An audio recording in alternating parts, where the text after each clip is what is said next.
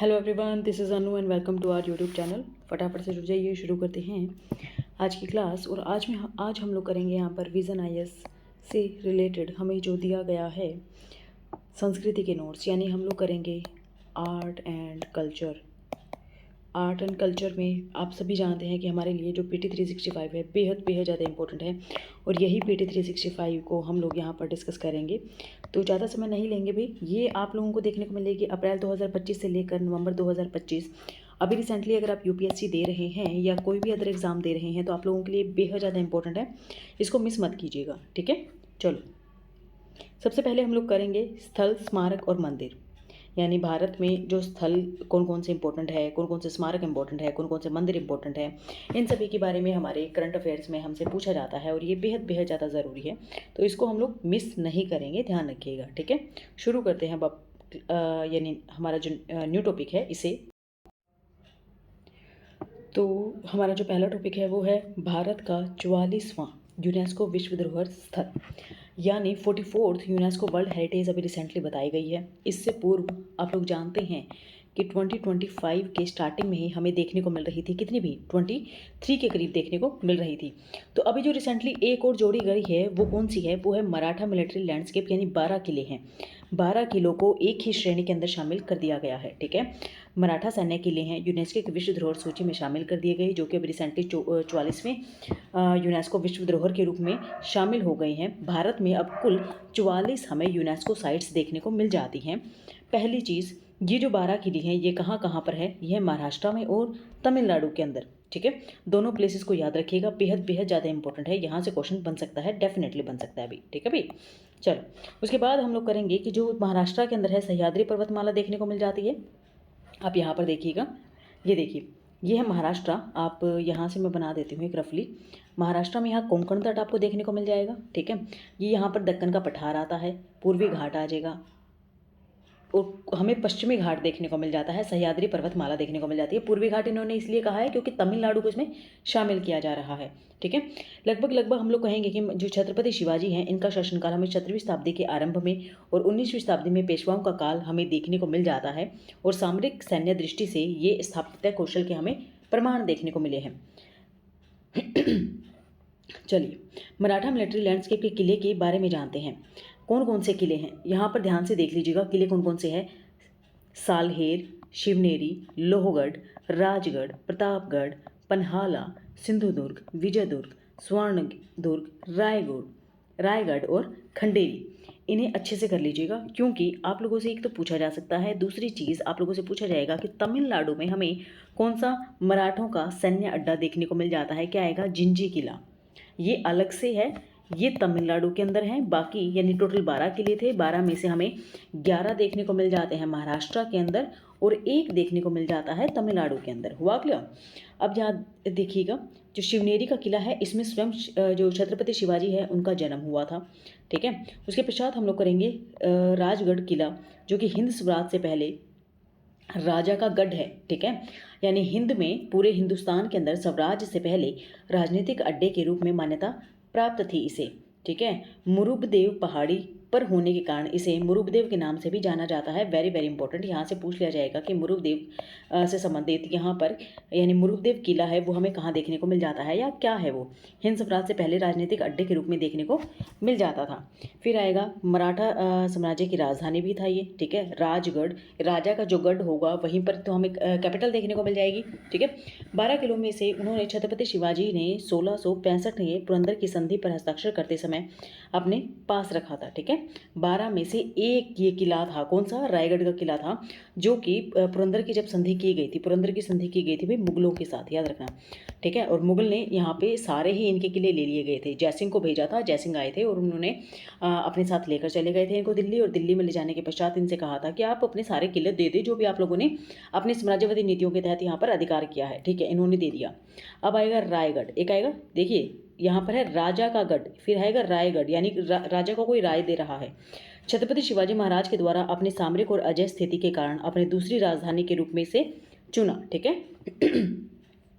रायगढ़ किले में हिंदवी स्वराज के स्वर्ण सिंहासन की स्थापना की गई थी, वेरी वेरी इंपॉर्टेंट। फिर आएगा वर्ष 1662 में शिवाजी महाराज ने इस दुर्ग का पुनरुद्धार करवाया। राजा का महल, एक बाजार, वर्षा जल संचयन प्रणाली, प्रशासनिक सुविधाएं भी इसमें शामिल थी।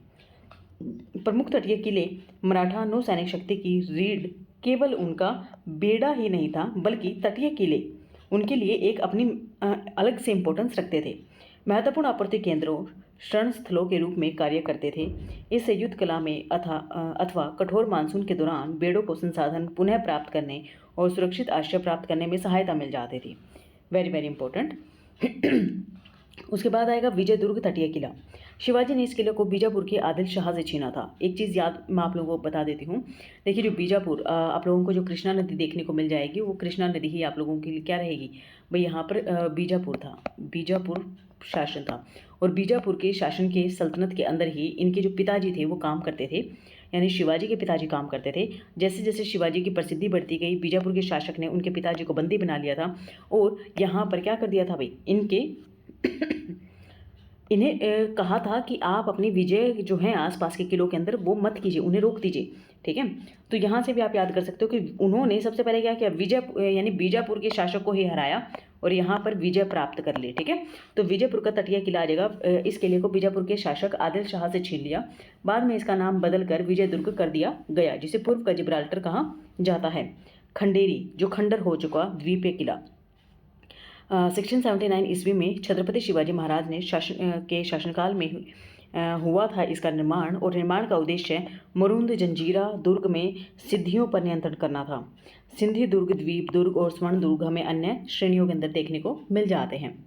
1600, ये क्वेश्चन पूछा गया बच्चा, ध्यान रखिएगा। 1674 में छत्रपति शिवाजी महाराज के उदय के साथ हमें मराठा साम्राज्य की जो स्थापना है वो देखने को मिल जाती है। यानी कब आएगा, 1674 के अंतर्गत। 17वीं शताब्दी में शिवाजी ने विभिन्न दक्कन राज्यों में से एक स्वतंत्र मराठा राज्य का गठन किया। क्योंकि आप लोग यहाँ से याद रख, चलिए छोड़िए, वो बाद में बताएंगे आपको। इसमें 17वीं और 18वीं शताब्दी के दौरान भारत के एक हिस्से का शासन किया था। राजधानियाँ रायगढ़, दुर्ग, जिंजी, सतारा, पुणे हमें इसके अंदर देखने को मिल जाती हैं। अभी अभी हम लोगों ने किया था। पहला इन्होंने क्या किया था भाई, यहाँ पर राजगढ़ को अपनी कैपिटल बनाया था। दूसरा रायगढ़ को बनाया था। जिंजी जो कि तमिलनाडु के अंदर देखने को मिल जाता है, दूर थी। सतारा और पुणे। अपने चरम पर मराठा साम्राज्य उत्तर में पेशावर से लेकर दक्षिण में तंजावुर तक फैला हुआ था। शिवाजी के द्वारा स्थापित अष्टप्रधान परिषद में 8 मंत्रीगण हमें देखने को मिल जाते हैं। वो 8 मंत्रीगण कौन कौन थे उनको ज़रूर याद रखिएगा। पीएम, आप पेशवाओं के बारे में तो बहुत अच्छे से जानते होंगे, जो कि पीएम के पद पर थे। ठीक है, अमात्य, अमात्य यानी जो कभी भी मात ना खाता हो, जिसकी गुणा भाग बहुत अच्छी हो, वित्त मंत्री। ठीक है, सचिव, गृह मंत्री, मंत्री ग्रहण होते थे। सेनापति होगा। सुमंत यानी विदेश मंत्री को सुमंत कहा जाता था। न्यायाध्यक्ष, मुख्य न्यायाधीश और पंडित राव सर्वोच्च पुरोहित हो जाएगा। ठीक है, राजस्व नीति इनकी क्या थी, सरदेशमुखी और चौथकर हमें देखने को मिल जाते थे। सरदेशमुखी संपूर्ण मराठा साम्राज्य के राजस्व पर लगाया गया 10% कर होता था। चौथ अपने पड़ोसी सरदारों के कुल राजस्व पर 1/4 हिस्सा होता था, ताकि चौथ उस पर लिया जाता था ताकि उन पर किसी प्रकार का कोई भी मराठों से संबंधित या मराठा शक्ति के द्वारा उन पर अगर कोई दूसरा अटैक कर देता है तो वहाँ पर सहायता की जाएगी और मराठों से भी उन्हें इस कर के बदले में सुरक्षा ही मिलेगी। स्वयं मराठा भी उन पर अटैक नहीं करेंगे। ठीक है, 1761 में पानीपत के तृतीय युद्ध के पश्चात, जो कि अफगानिस्तान से आए अहमद शाह अब्दाली के हाथों में पराजय हुई और मराठा साम्राज्य के पतन के दौरान आरंभ हुआ। इसके पश्चात ब्रिटिश ईस्ट इंडिया कंपनी के साथ हुए 3 आंग्ल मराठा युद्ध हमें देखने को मिले, जिससे इस महान साम्राज्य की शक्ति पूरी तरह से समाप्त हो गई। ठीक है, पतन के बारे में बताया गया है भी। पतन कैसे हुआ, पहली चीज़ नॉर्थ इंडिया के अंदर इनका जो पतन हुआ था भाई, वो हुआ था अफगानिस्तान से जो आया था, कौन, अहमद शाह अब्दाली। इसके द्वारा क्या कर दिया गया था, यहाँ पर इनको खदेड़ कर भगा दिया गया था। ठीक है, मार कर भगा दिया। इसके पश्चात ये आए हमारे साउथ के अंदर इन्हें देखने को मिल गया यहाँ पर अंग्रेजों का राज। उन्होंने 3 आंग्ल मराठा युद्ध किए थे और तीनों आंग्ल मराठा युद्ध के अंदर पराजित होने के पश्चात यहाँ पर क्या हुआ भी, मराठों का पतन हो गया। ठीक है, नेक्स्ट आएगा जो यूनेस्को विश्व धरोहर स्थल है उसके बारे में चर्चा करते हैं। देखिए, 1972 के अंदर विश्व धरोहर कन्वेंशन हमें एक देखने को मिल गया था। वर्ल्ड हेरिटेज कन्वेंशन हमें देखने को मिला और इसी कन्वेंशन के अंतर्गत क्या कहा गया, ये एक ऑब्जेक्ट्स हैं जिन्हें उत्कृष्ट सार्वभौमिक मूल्य के कारण विश्व धरोहर सूची में शामिल करने वाले स्थलों की सूची बनानी थी। इन स्थलों में 3 श्रेणियाँ थी भाई, सांस्कृतिक, प्राकृतिक और मिश्रित। ठीक है। भारत की स्थिति यूनेस्को विश्व धरोहर स्थलों की संख्या में भारत लगभग 6वें स्थान पर हमें देखने को मिल जाता है, और एशिया की अगर बात करें तो यह दूसरे स्थान पर है। यानी all over India all over world अगर बात करें तो भारत कौन से नंबर पर आएगा भाई? मैम भारत देखने को मिलेगा हमें, जस्ट वेट, भारत देखने को मिलेगा हमें 6 नंबर पर, और एशिया में अगर हम बात करें तो हमें देखने को मिलेगा 2nd नंबर पर। ठीक है। चलो भी, जो 44 अब यूनेस्को की हेरिटेज हमें इंडिया में देखने को मिली है, उसमें से हमें 44 में क्या क्या आएगा मैम? 36 आ जाएंगे सांस्कृतिक, ठीक है, 7 आ जाएगी नेचुरल, एंड एक आ जाएगा यहाँ पर मिश्रित। ये ज़रूरी है, ये ज़रूर अच्छे से याद कर लीजिएगा कि मिश्रित कौन सी है, ठीक है, प्राकृतिक कौन सी है और सांस्कृतिक कौन सी है। वर्ल्ड हेरिटेज सेंटर की स्थापना 1992 में की गई थी, ठीक है, वेरी वेरी इंपॉर्टेंट है ये। और यूनेस्को में विश्व धरोहर से जुड़े सभी कार्यों का मुख्य केंद्र समन्वय हमें देखने को मिल गया। अब आएगा विश्व धरोहर स्थलों के चयन का मापदंड क्या क्या है, यानी विश्व धरोहर स्थलों के चयन के लिए कौन कौन से मापदंडों को अपनाया जाता है। ठीक है, चलो भी, अब आएगा स्थल काफ़ी उत्कृष्ट और सार्वभौमिक मूल्य वाला होना चाहिए।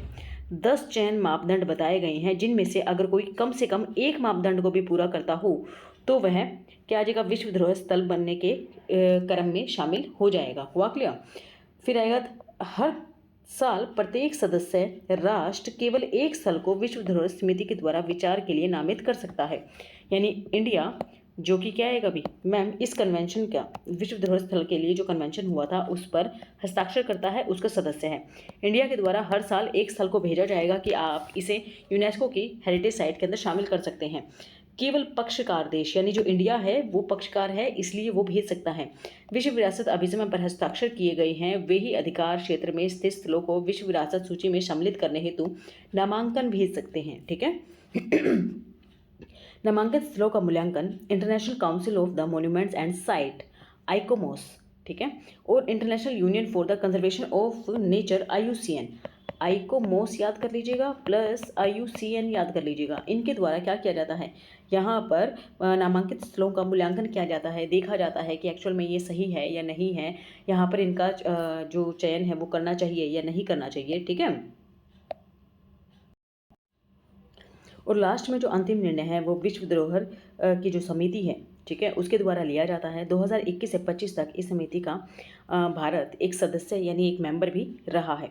भारत में नोडल एजेंसी कौन सी आएगी भी? ASI यानी आर्कियोलॉजिकल सर्वे ऑफ इंडिया, हमें इसका एक नोडल एजेंसी भारत के अंदर देखने को मिल जाती है। ठीक है, चलो नेक्स्ट जो हमारी न्यूज़ है वो यूनेस्को से ही रिलेटेड है।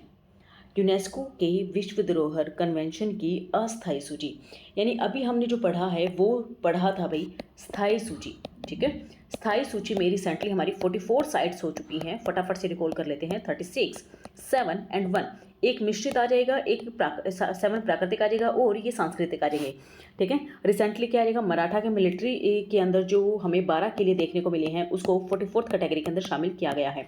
44 में से हमें मराठा के 11 किले देखने को मिले महाराष्ट्र के अंदर और एक किला देखने को मिला हमें तमिलनाडु के अंदर। ठीक है भाई, चलो, और इसे यानी जो हमें अगर क्या कहते हैं यूनेस्को से संबंधित अगर हमें बात की जाए तो 1972 के अंदर कन्वेंशन हुआ था, जिससे संबंधित हमें कमेटी देखने को मिल गई थी 1992 के अंतर्गत। और भारत इसका पक्षकार देश है, क्योंकि पक्षकार है इसलिए भारत पहली चीज़ 2021 से 25 तक इसका एक मेंबर भी रहा है। एंड यहाँ पर अगर पक्षकार है तो हर एक पक्षकार को क्या करना पड़ेगा? एक अपना यहाँ का मोन्यूमेंट समिति के पास भेजना पड़ेगा यहाँ पर, ताकि क्या कर सके भी वो इसे टेंटेटिव बनाकर भेजेगा। पहले समिति के पास जो भेजेगा, समझ आ रहा है आपको? पहले भेजेगा, उसके पश्चात जो समिति होगी, ठीक है, ये यहाँ पर देखिएगा, अंतिम निर्णय विश्व धरोहर समिति के द्वारा लिया जाएगा। यहाँ पर समिति फिर देखेगी कि वो सही है या नहीं है। उससे पहले क्या कर लिया जाएगा मैम? उसको कंजर्व किया जाएगा, देखरेख की जाएगी IUCN के द्वारा और आइकोमोस के द्वारा। ठीक है, और आइकोमोस जब इसको कह देगा कि नहीं सही है और समिति भी डिसाइड कर लेगी, तो वहाँ पर हम लोग कहेंगे कि मैम ये टेंटेटिव से ये क्या बन जाएगा यहाँ पर मैम? ये टेंटेटिव जो लिस्ट यहाँ पर ऑलरेडी भेजी जाती है, ये टेंटेटिव लिस्ट अब यूनेस्को की वर्ल्ड हेरिटेज साइट के अंदर शामिल हो जाती है। ठीक है, अप्रैल से दिसंबर 2025 तक भारत ने लगभग 8 स्थल भेजे हैं, यूनेस्को की विश्व धरोहर कन्वेंशन की अस्थायी सूची के लिए। ठीक है, इनमें से कोई ना कोई एक या दो स्थलों को यहाँ पर चुन लिया जाएगा, याद रखिएगा। 8 स्थल। पहली चीज़, किसी स्थल या स्मारक को विश्व धरोहर सूची में शामिल करने से पहले हमें अस्थायी सूची में नाम शामिल करवाना अनिवार्य होता है। यूनेस्को की अस्थायी सूची में लगभग अब भारत के देखें तो 69 स्थलों को भेज दिया गया है टेंटेटिव लिस्ट के अंदर। पक्के कौन से हो गए भाई? 44 हो गए हैं। अब यूँ मान लीजिए कि 69 उनके पास थे, जिनमें से 44 मार्क्स उनके द्वारा इंडिया ने प्राप्त कर लिए हैं। अब ये 8 अस्थायी, देखिए क्वेश्चन यहाँ से बन भी सकता है और नहीं भी बन सकता है, परंतु अगर भेजा है तो यहाँ से आप लोगों को यूनेस्को के अलावा भी क्वेश्चन बनता हुआ दिखाई देगा, क्योंकि ये न्यूज़ के अंदर आ गया है। ठीक है, अब आ जाएगा एर्रा मट्टी डिबालू या लाल रेत के टीले की प्राकृतिक विरासत के बारे में चर्चा की गई है। एर्रा मिट्टी डिबालू, डिबालू यानी किसी डिब्बे के अंदर मिट्टी को डाल लिया है। डिबालू यानी बालू, बालू भी आ रही है, बालू रेत से आप लोग याद कर सकते हो। और लाल रेत के टीले, लाल रेत हमें कहाँ देखने को मिल जाती है बच्चा? साउथ इंडिया के अंदर देखने को मिलती है नहीं मिलती? तो विशाखापट्टनम आंध्र प्रदेश के अंदर ये आ जाएगा। ठीक है, मिट्टी बालू के बारे में बात आ जाए तो यहाँ पर याद रखिएगा, बालू राजस्थान वाले नहीं, आंध्र प्रदेश के बारे में बात की गई है। तो यहाँ पर आएगा कि विलियम क्या कहते हैं, ब्रिटिश वैज्ञानिक भूवैज्ञानिक है विलियम किंग के द्वारा 1886 में पहली बार इसे दर्ज किया गया था। अद्वितीय तटीय भू आकृति जलवायु कहते हैं पूरा जलवायु संरचना है। 2016 के अंदर ASI यानी GSI के द्वारा इसे भू विरासत स्मारक के रूप में घोषित किया था, यानी इंडिया की जो जियो हेरिटेज है उसके अंदर इसे ऑलरेडी शामिल कर लिया गया है। यह रेत, गाद और मिट्टी से बना है और प्राकृतिक ऑक्सीकरण के कारण इसका रंग लाल हो गया है, यानी एक चट्टान है बच्चा, इसमें ध्यान रखिएगा। मैं आपको यहाँ पर इमेज डाल ही देती हूँ, रुकिए आप लोग देखिए। अब आप लोगों को यहाँ इमेज देखने को मिल जाएगी। जो एरा मिट्टी डिबालू है, यानी लाल रेत के जो टीले हैं आंध्र प्रदेश के अंदर, मैंने आपको बताया था, वो इस प्रकार से आपको ये टीले देखने को मिलेंगे। देख रहे हो आपको? ये देखिए, ये तो एक टैंकी है, गाड़ी खड़ी हुई है, एंड यूनेस्को के द्वारा अभी रिसेंटली टेंटेटिव लिस्ट के अंदर इसको डाला गया है, लिखा हुआ भी है।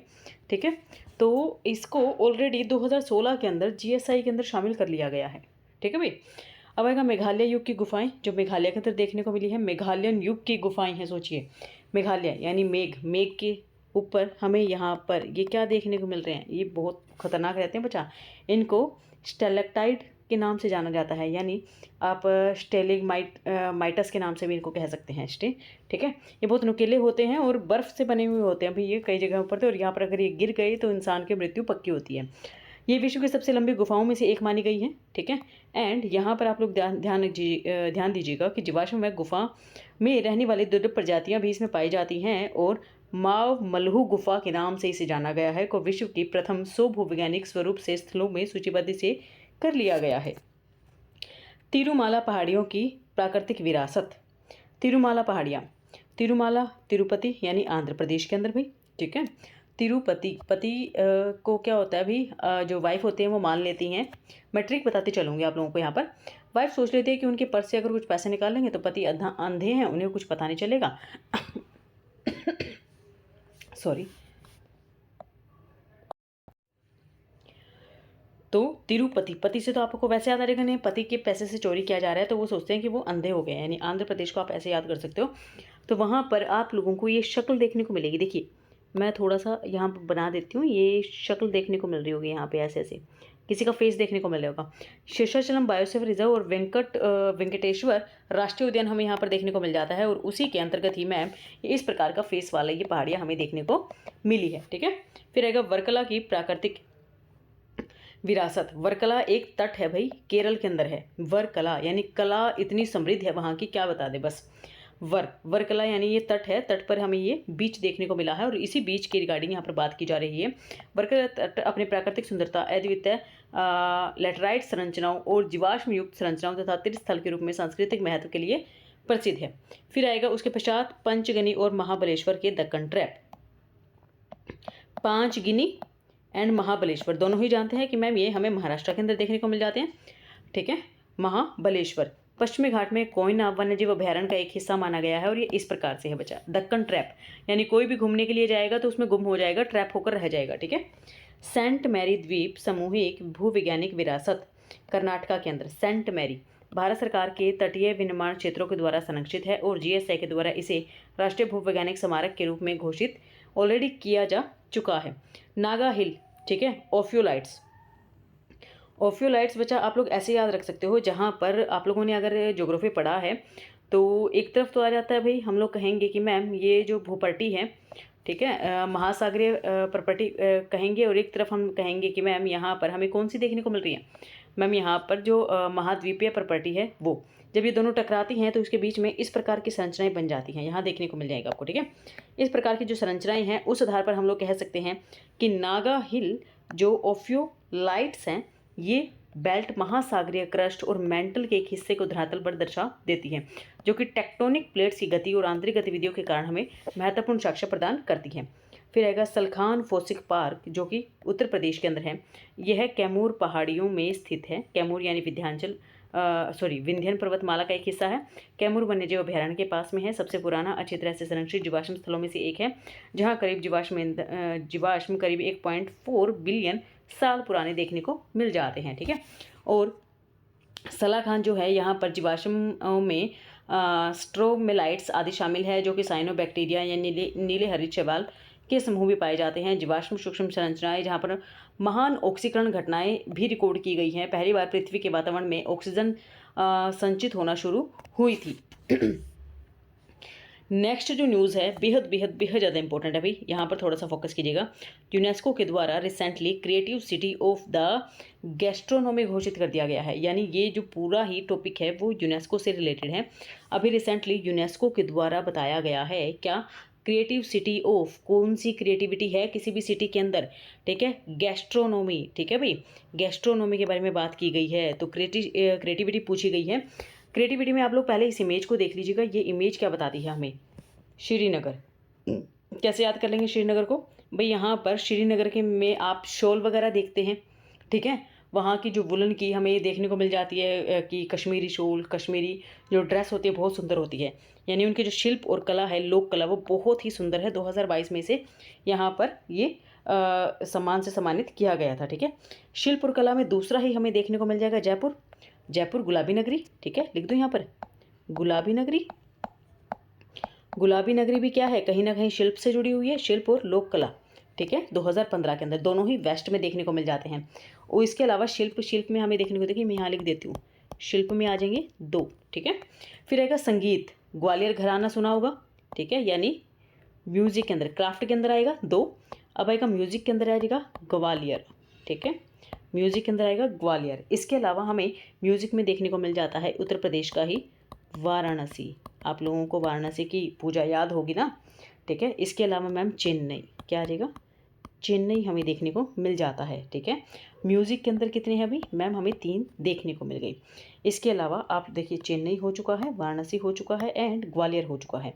बचा कौन सा मैम, पाक कला, यानी कला के क्षेत्र में पाक कला, ठीक है, पाक कला। कैसे याद कर लोगे, हैदराबाद। हैदराबाद क्या चाहता था भाई, जब जूनागढ़ की जूनागढ़, कश्मीर और हैदराबाद तीनों रियासतें थी जो भारत में शामिल नहीं होना चाहती थी, पाकिस्तान में शामिल होना चाहती थी। तो पाक से आप लोग इसको ऐसे याद कर सकते हैं। दूसरा क्या आ जाएगा, लखनऊ। जो हमें लखनऊ के अंदर चिकनकारी देखने को मिल जाती है, बहुत ही लाजवाब है। राजे महाराजे पहले की जो रियासतें थी वो चिकनकारी कपड़े ही ज़्यादा पसंद करते थे। तो क्या आ जाएगा, लखनऊ, ठीक है, क्या आ जाएगा, लखनऊ। हैदराबाद और लखनऊ पाक कला से संबंधित है। और ये जो लखनऊ है 2025 के अंदर ही शामिल किया गया है। वेरी वेरी वेरी इंपॉर्टेंट है बच्चा। इससे पहला कौन सा आ जाएगा, ग्वालियर का संगीत एंड कोझिकोड। अब आ जाएगा लिटरेचर। लिटरेचर याद करेंगे मैडम, लिटरेचर में क्या आएगा, कोझिकोड। कोई चीज़ हमें समझ नहीं आती है तो हम कोड लगाकर उसको याद करते हैं ना कि इसका कोड क्या होगा, ठीक है, कोझिकोड। और मुंबई को तो हम लोग याद कर ही लेंगे मैम, ये किससे है मैम, फिल्म से रिलेटेड है। किससे रिलेटेड है, फिल्म से रिलेटेड। देखिए हमारे यहाँ पर अभी हमें ये जो न्यूज़ है वो थी यूनेस्को की क्रिएटिव सिटी। हमारे यहाँ पर कौन कौन सी सिटीज़ हैं जो बहुत ज़्यादा क्रिएटिव मानी गई हैं। तो हम लोग जानते हैं क्रिएटिव सिटीज़ के अंदर शामिल हो जाएगा हमारे यहाँ पर ग्वालियर संगीत से रिलेटेड है, चेन्नई संगीत से रिलेटेड है एंड वाराणसी की पूजा याद आ जाती है तो वो भी म्यूजिक से रिलेटेड है। शिल्प के अंदर हमें 2 देखने को मिलेंगे, दोनों ही वेस्ट की साइड में है। कौन कौन सा, श्रीनगर की जो शॉल वगैरह से याद कर लेंगे एंड जयपुर पिंक सिटी आ जाएगा, ठीक है। फिल्म के अंदर मुंबई, इसके अलावा कुछ और याद करने की जरूरत है ही नहीं। फिर आएगा मैम लिटरेचर। लिटरेचर में कोझिकोड, यानी हम लोग कोड बना कर याद कर रहे हैं। उसके पश्चात आएगा हैदराबाद। हैदराबाद आएगा पाक कला के अंदर। एक लखनवी जो चिकनकारी है वो याद कर लीजिएगा। उसके अलावा हैदराबाद पाकिस्तान में जाकर शामिल होना चाहता था जब रियासतें आज़ाद हुई थी। ठीक है, ऐसे याद कर लीजिएगा, तो आपको ये सारे के सारे याद हो जाएंगे। अब न्यूज़ पढ़ते हैं, न्यूज़ में हमें क्या दिया गया है।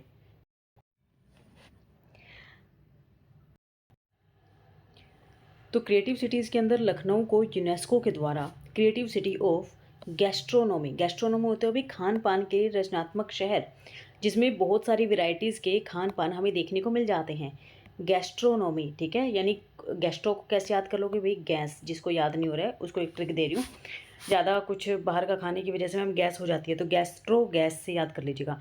हैदराबाद के बाद अब यह सामान पाने वाला लखनऊ भारत का दूसरा शहर रिसेंटली बन गया है। ठीक है, गैस्ट्रोनॉमी।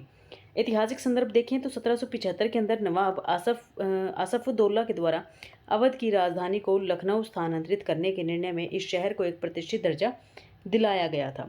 कविता, संगीत और ललित कलाओं का केंद्र होने के कारण इसे शिराज हिंद और पूरब का कॉन्स्टेंटिनोपल भी कहा जाता है। अपनी शालीनता और बेहतरीन खान पान की उत्कृष्टता के कारण इसे the golden city of India भी कहा जाता है। यानी लखनऊ में हमें बहुत सारी चीज़ें देखने को मिल रही हैं। अभी क्या आएगा, शिराज हिंद, पूर्व का Constantinople and the golden city of India. ठीक है, पाक कला, शाही संरक्षक के अंतर्गत नवाबों की रसोई में बावर्ची और रकाबदारों ने दम पुख्त जैसी धीमी आंच पर पकने वाली तकनीक में महारत हासिल की। इसके अंतर्गत कबाब, कोरमा, बिरयानी, शीरमाल, शाही टुकड़ा जो व्यंजनों की एक समृद्ध परंपरा देखने को हमें मिली। लखनऊ की अन्य विशेषताएं क्या है भी, शहर की पहचान मुगल और अवधी स्थापत्य परंपराओं के अनूठे मेल से निहित है। मूर्ति स्थापत्य, बड़ा इमाम बाड़ा, छोटा इमाम बाड़ा, रूमी दरवाज़ा, भूल भुलैया हमें देखने को मिल जाता है यहाँ पर। एंड नवाबी विशेषताओं में कहेंगे कि दरवाज़ों पर मछली के चिन्ह देखने को मिले हैं, और छतरी, बरादरी यानी दरवाज़ों पर बड़ा मंडप और लखोरी ईंटें हमें देखने को मिली हैं। अमूर्त संपत्तियाँ, लखनवी व्यंजन में हमें मुगलई अवधी परंपराओं का मिश्रण देखने को मिला। उर्दी शायरी और गजलें, कथक जैसी पारंपरिक नृत्य और चिकनकारी कढ़ाई हमें यहाँ पर मुख्य रूप से देखने को मिली। अब यूनेस्को की क्रिएटिव सिटीज़ नेटवर्क UCCN के बारे में जानते हैं। UCCN यूनेस्को के प्रमुख फ्लैगशिप सिटी प्रोग्राम के रूप में जाना जाता है, जिसकी शुरुआत 2004 में की गई थी। Very very important. और UCCN आवेदन प्रक्रिया राज्य का पर्यटन निदेशालय संस्कृति मंत्रालय के समक्ष अपने शहर का नामांकन प्रस्तुत करता है, और जिसके बाद भारत सरकार उस शहर को देश की आधिकारिक प्रविष्टि के रूप में चुनती है। और हर 2 साल के अंदर यहाँ पर UCCN के द्वारा आवेदनों को आमंत्रित किया जाता है, जिसमें भारत सरकार के द्वारा उसे भेज दिया जाता है। संस्कृति और रचनात्मक से प्रेरित शहरी विकास को बढ़ावा देना है, और UCCN 8 रचनात्मक क्षेत्रों को कवर करता है। कौन कौन सी आएंगे, वास्तुकला, शिल्प, लोक कला, डिज़ाइन, फिल्म, गैस्ट्रोनॉमी यानी पाक कला, साहित्य, संगीत और मीडिया आर्ट्स। ठीक है, चलो हमारी जो नेक्स्ट न्यूज़ है वेरी वेरी वेरी इंपॉर्टेंट भाई, हमें देखने को मिला है चोल गंगम झील। ठीक है, नोट संगम, चोल गंगम झील यानी चोला गंगम लेक। तमिलनाडु सरकार ने गंगईकोंड चोलपुरम में 1000 साल पुरानी चोल गंगम झील को विकसित करने का पुनः फैसला लिया है। ठीक है, यह घोषणा राजेंद्र चोल प्रथम की जयंती मनाने के लिए आयोजित आदि तिरुवत्थईराय महोत्सव के दौरान किया गया। आदि तिरुवत्थईराय महोत्सव राजेंद्र चोल प्रथम के दक्षिण पूर्वी एशिया में समुद्र अभियान और गंगईकोंडा चोलापुरम मंदिर के निर्माण के 1000 वर्ष पूरे होने के उपलक्ष्य में मनाया गया। आदि तिरुवत्थईराय, आप यूँ मान लीजिए किसी भी मंदिर में गए, वहाँ पर राय चढ़ाई गई। ठीक है, किसी को चढ़ाई गई भी, तिरु को। ठीक है, एंड ये महोत्सव बनाया गया था, राय का ही महोत्सव था। उसके पश्चात आप लोग याद रखिएगा, चोल तो आप लोग जानते हैं मैम, यहाँ पर राजेंद्र हमें प्रथम देखने को मिल जाते हैं, और राजेंद्र प्रथम के द्वारा ही यहाँ पर दक्षिण पूर्वी एशिया के समुद्री अभियान किए गए थे। गंगईकोंड चोलपुरम मंदिर यहाँ पर बनवाया गया था। ठीक है, और उसी के ही उपलक्ष्य में 1000 वर्ष पूरे हुए, और यहाँ पर क्या कर दिया गया भाई, यहाँ पर इस झील को यानी चोल गंगम झील का ही पुनर्निर्माण करने की बात कह दी गई।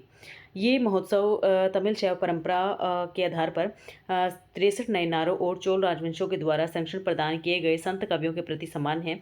इसके अलावा यह शैव सिद्धांत दर्शन को भी रेखांकित करता है। अब आएगा चोल गंगम झील के बारे में जानते हैं। चोल गंगम झील को पुनेरी झील के नाम से भी जाना जाता है। वेरी वेरी इंपॉर्टेंट, आप लोगों से ये पूछा जा सकता है, पुनेरी झील। ठीक है, और इंसान के द्वारा निर्मित भारत की सबसे प्राचीन झील इसे माना गया है। किसकी भी, भारत की। यह झील राजेंद्र चोल के द्वारा स्थापित किया गया एक विजय जल स्तंभ के रूप में भी माना गया है। राजेंद्र चोल प्रथम गंगा नदी का पवित्र जल इस झील में लाकर डाला था और इस वजह से झील का नाम चोल गंगम पड़ गया, यानी गंगा यानी गंगम पड़ गया। ठीक है। यह झील भारत के तमिलनाडु राज्य के अरियालूर जिले में गंगईकोंडा चोलपुरम के नज़दीक स्थित है। इसका निर्माण राजेंद्र चोल प्रथम के द्वारा करवाया गया। राजेंद्र चोल प्रथम 1014 से 1044 ईस्वी सबसे शक्तिशाली चोल शासक राज प्रथम के सुपुत्र थे। ठीक है, यानी इनके पिता का नाम क्या आएगा भी? राज। ठीक है, राज प्रथम, इनका नाम जरूर याद रखिएगा। यानी राज को आप ऐसे याद कर सकते हो, राजा का पुत्र कौन था? राजेंद्र था, राज। ठीक है, और फिर आएगा राजेंद्र चोल प्रथम गंगा घाटी के को जीतकर गंगईकोंड चोल की उपाधि धारण करते हैं। इस और ऐसी ऐतिहासिक उपलब्धियों का उल्लंघन तिरुवंगलाडु ताम्रपत्रों में हमें देखने को मिल जाता है। तिरुवलंगाडु, ठीक है, वलंगाडु ऐसे याद रखिएगा। उन्होंने श्रीलंका और दक्षिण पूर्वी एशिया के शक्तिशाली श्री विजय साम्राज्य के विरुद्ध सफल सैनिक अभियानों का नेतृत्व किया था। अंडमान और निकोबार द्वीप समूह की राजधानी का नाम श्री विजयपुरम रखा और ऐसी ऐतिहासिक विजय से प्रेरित है। जल स्रोत आ जाएगा, इस झील में एक नहर से कोलेडाम नदी से जोड़ा गया था और कोलेडाम कावेरी नदी की एक सहायक नदी हमें देखने को मिल जाती है। कोलीडाम, ठीक है, यानी कोई डैम वगैरह हमें देखने को नहीं मिला, केवल मानव निर्मित सबसे पुरानी ये झील हमें देखने को मिल जाती है। फिर संरचना आ जाएगा, झील के अंडाकार तटबंध को लैटराइट चट्टानों से मजबूती प्रदान होती है और गंगईकोंड चोलपुरम झील का निर्माण पेयजल सिंचाई के लिए करवाया गया था। अब चोल साम्राज्य के बारे में पढ़ लेते हैं। चोल साम्राज्य 9 से 13वीं शताब्दी के अंदर हमें देखने को मिल जाता है। यह आ जाएगा, इसकी शुरुआत चोल पल्लवों के अधीर अरयूर के सामंत के रूप में उत्पत्ति आ जाएगा। शुरुआत में जो चोल थे वो पल्लवों के अधीन अरयूर के सामंत के रूप में कार्य करते थे। 9वीं शताब्दी में विजाल्य चोल के नेतृत्व में मध्यकालीन चोल साम्राज्य की स्थापना मानी जाती है, यानी 9वीं सेंचुरी के अंदर विजाल्य के द्वारा चोल साम्राज्य की नींव रखी थी। ठीक है, और स्टार्टिंग में हम लोग बात करें तो ये पल्लवों के अधीन, ठीक है, आप लोग यहाँ जानेंगे कि यहाँ पर चोल थे, यहाँ पर चेर थे और ये पल्लव थे। पल्लवों के जो अरयूर था वहाँ पर ये क्या करते थे? कार्य करते थे। यद्यपि संगम काल में आरंभिक चोलों का उल्लेख सर्वप्रथम अशोक के द्वितीय और 13वें शिलालेख में हमें देखने को मिल जाता है। चोलों के प्रशासनिक स्थानीय स्वशासन चुनाव प्रणाली का विवरण उत्तर मेरूर अभिलेख में हमें देखने को मिलता है। वेरी वेरी इंपॉर्टेंट, अभी इसको ध्यान से कीजिएगा। चोल साम्राज्य कई प्रांतों में विभाजित था जिन्हें मंडलम कहा जाता है। मंडलम के नीचे की जो प्रशासनिक इकाई थी वो वलनाडु, नाडु, कुर्रम और कोट्टम हमें देखने को मिल जाती है, यानी मंडल वलनाडु, नाडु, कुर्रम और कोट्टम थी। भारत के इतिहास में चोलों की स्थानीय स्वशासन प्रणाली एक विशिष्ट महत्व रखती है। चोल काल में ग्राम सभा को उर और सभा के नाम से जाना जाता था। इनके सदस्यों को चुनाव पर्चियां निकाल कर यानी लॉटरी के माध्यम से किया जाता था और जिसे स्थानीय भाषा में कुडा वुल्लई प्रणाली कहा जाता था। कुडा वुल्लई प्रणाली ज़रूर याद रखिएगा, क्योंकि जो 2026 की हमें क्या कहते हैं जो परेड देखने को मिली थी, 26 जनवरी की जो परेड देखने को मिली थी उसमें तमिलनाडु के द्वारा इसे दिखाया गया था। बेटी यानी बंधवा मजदूर, बेटी को आप बेटी से बेटी को याद रखिएगा, यानी बेटियों जो बेटियां होती हैं लगभग घरों के अंदर एक यानी बंधवा की तरह रह जाती हैं। वो बाहर जो जिनके रूढ़िवादी विचार हैं वो लोग अपनी बेटियों को बाहर नहीं निकालते हैं और वो क्या है बंधवा मजदूर की तरह घर में पड़ी रहती हैं। कड़मई आ जाएगा, भू राजस्व प्रणाली, ठीक है, कड़मई को हम क्या कर देंगे? भू राजस्व प्रणाली। शक्तिशाली नौसेना, चोल शासक राज चोल ने शक्तिशाली नौसेना का गठन किया था और राजेंद्र चोल ने और इसे मजबूत कर दिया। सबसे प्रसिद्ध सेना अभियान 1025 ईस्वी में श्री विजय साम्राज्य यानी दक्षिण पूर्वी एशिया नौसैनिक अभियान था। श्री विजय इन्होंने यही रखा था और दक्षिण जो हम कहेंगे पूर्वी एशिया ये वाला है भी, ठीक है, यहाँ पर इनके द्वारा अपना अधिकार कर लिया गया था अपनी नौसेना के दम पर। क्या आएगा? नौसेना के दम पर, याद रखोगे। चलो भी, चोल शासकों ने श्रीलंका, चीन, मालदीव, दक्षिण पूर्वी एशिया के कूटनीतिक, राजनीतिक, व्यापारिक संबंध बना दिए थे। चोल बंदरगाह आ जाएगा महाबलीपुरम, कावेरीपट्टनम, जिसे पुंपुहार भी कहा जाता है, और कोरकई। ठीक है, आप इसको कैसे याद रख सकते हो? देखिए इन दोनों को हम लोग यहाँ पर लेकर आएंगे, जस्ट वेट। आप ऐसे याद कर सकते हैं, देखिए पुंपुहार आप लोगों को देखने को मिल जाएगा कि क्या है भाई, क्यों नहीं आ रहा साथ में? हाँ अब आ जाएगा, नहीं आ रहा है ये, चलिए कोई नहीं। एक आ जाएगा पुंपुहार, कावेरीपट्टनम, आप कावेरी जानते हैं मैम, पूर्वी तट पर हमें देखने को मिल जाता है। फिर आएगा महाबलीपुरम मंदिर भी पूर्वी ओर है, ठीक है, और एक आ जाएगा कोरकई। ठीक है, यानी किसने किसने यहाँ पर अधिकार किया, किसने किया? कोरकई। कौन कर सकता है? महान चोल मंदिर, गंगईकोंड चोलपुरम, एरावत और वृद्धेश्वर यूनेस्को के विश्व धरोहर स्थल के अंदर शामिल हैं। चोलकालीन कांस्य मूर्तियों का भारतीय मूर्तिकला के इतिहास में उल्लेखनीय स्थान है और सबसे उत्कृष्ट उदाहरण चोल कालीन नटराज शिव की मूर्ति है जो कि कांस्य से बनी हुई है। ठीक है, अब इनके जो मंदिर हैं उनके बारे में एक बार याद अच्छे से कर लेते हैं।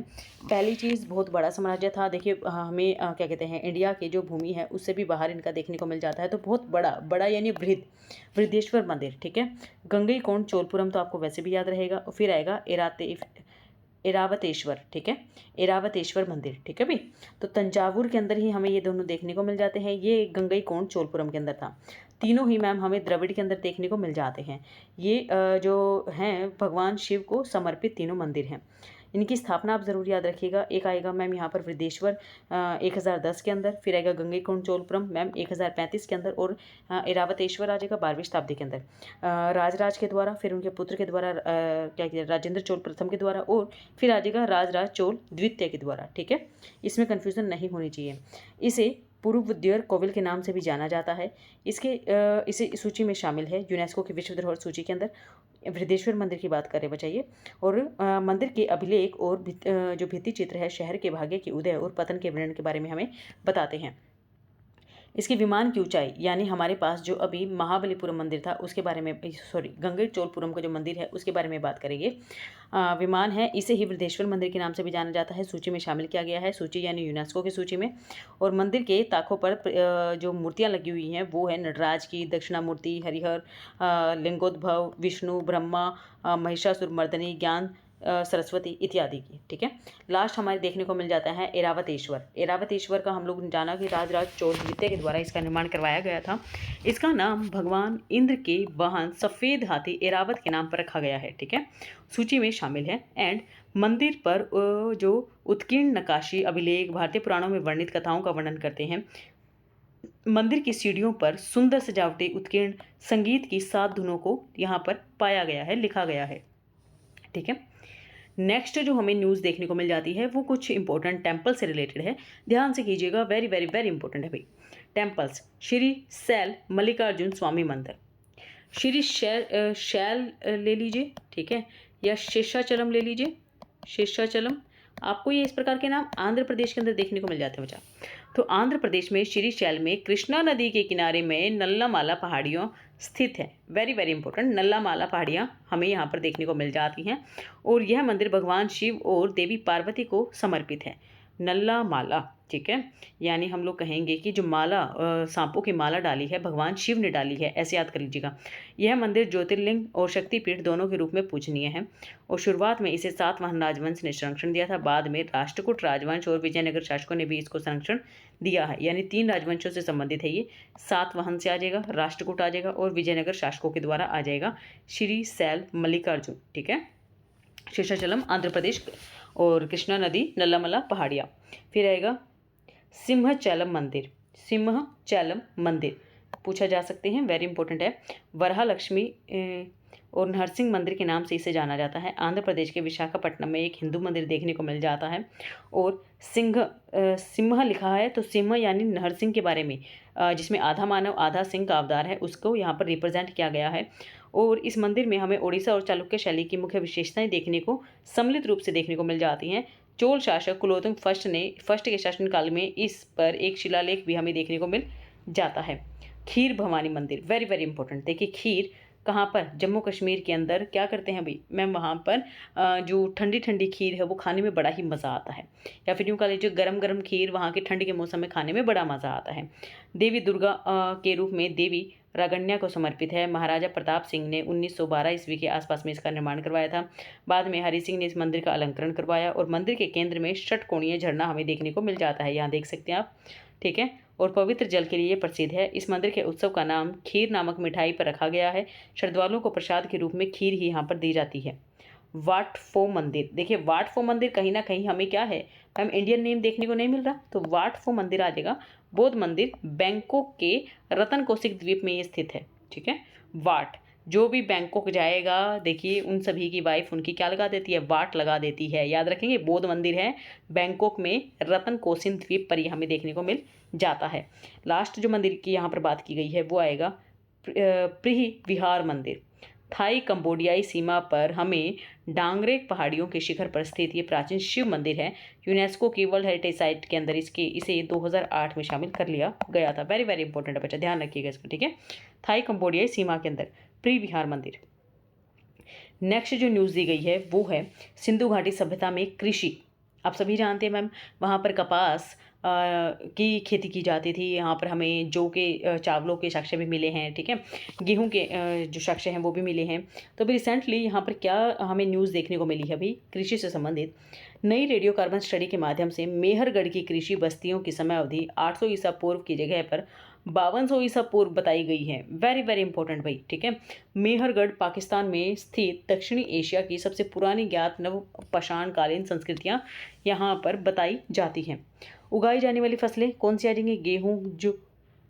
गेहूं जो कि रबी की फसल थी, सर्दियों में उगाई जाती हैं।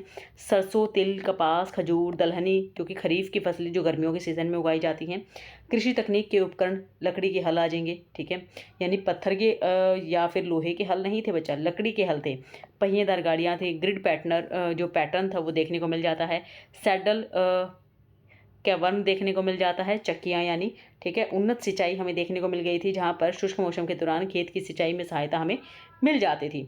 मेहरगढ़ की पुरातत्व स्थल के बारे में जानकारी प्राप्त करते हैं भाई। एक नवपाषाणकालीन ये स्थल है जो वर्तमान पाकिस्तान के बलूचिस्तान प्रांत में बोलन दर्रे के मुहाने पर स्थित है।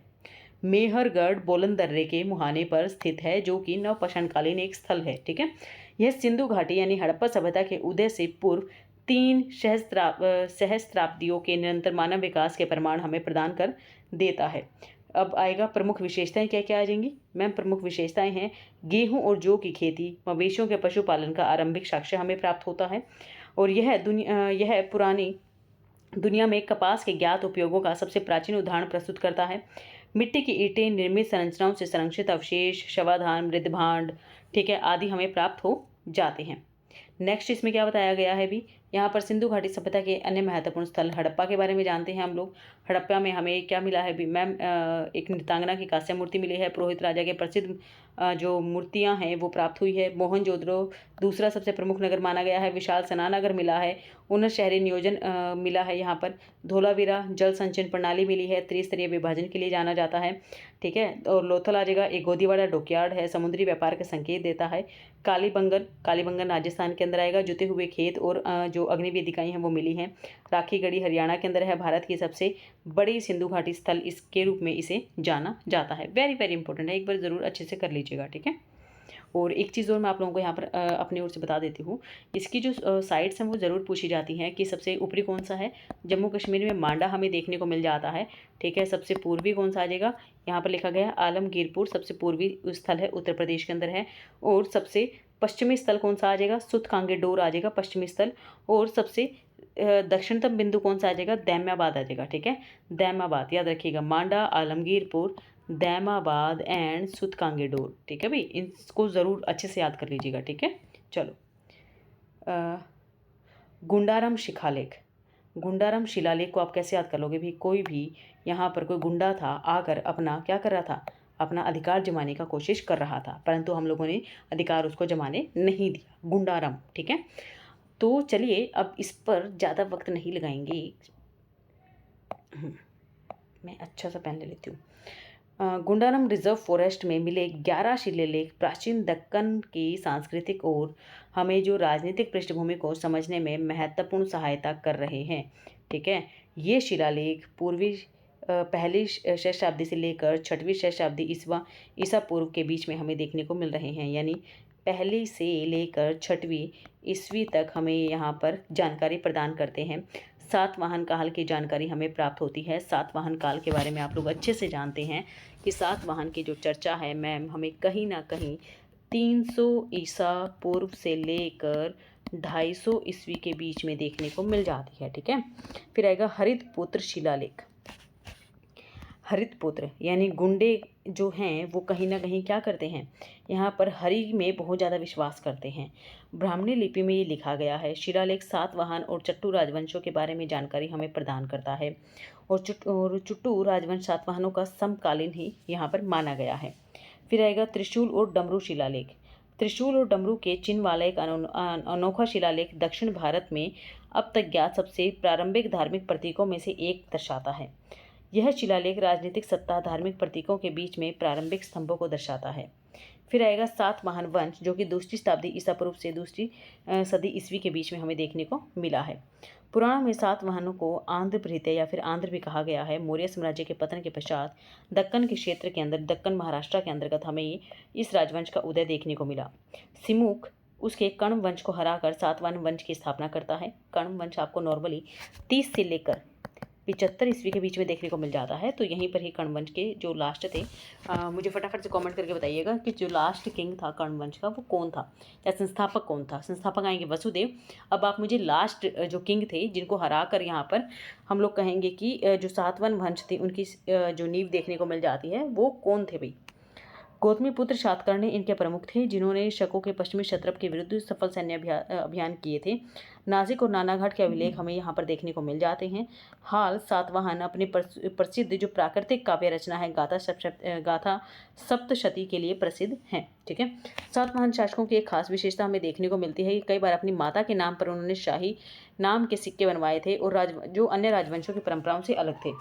सातवाहन उन प्रथम भारतीय राजवंशों में शामिल थे जिन्होंने शकों के चित्र वाले सिक्के जारी किए थे। और धान्या कटक सातवाहन काल में एक प्रमुख बौद्ध केंद्र था। धान्या कटक याद रखिएगा, कौन सा स्थल आ जाएगा, धान्या कटक सातवाहन काल में एक प्रमुख बौद्ध केंद्र हमें देखने को मिल जाता है। अब कुछ इंपॉर्टेंट साइट्स हैं जिनके बारे में चर्चा कर लेते हैं। नालंदा विश्वविद्यालय के बारे में आप लोगों ने सभी ने सुना होगा। कहाँ पर है भी ये मैम, ये बिहार के अंदर हमें देखने को मिल जाता है। बिहार में 5वीं शताब्दी ईसा पूर्व में कुमारगुप्त प्रथम ने इसका निर्माण करवाया था। 12वीं शताब्दी तक शिक्षा का यह प्रमुख केंद्र बन गया था।